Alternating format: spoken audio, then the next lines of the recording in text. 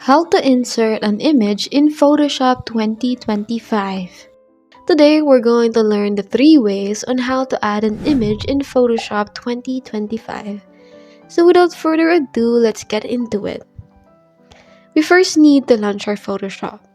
The first way to add an image to Photoshop is in the upper left-hand corner, where you will see various tabs that contains various options. Click on File and select Open.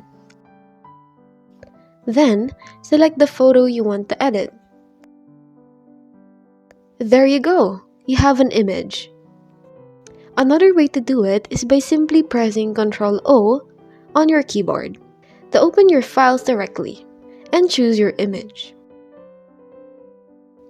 Another way to do it is to insert another image on top of this one. We first go to File and click Place Embedded. Then, select the image you want to add. Click Place. And now you can resize and edit it as needed. And that's how you add an image in Photoshop 2025.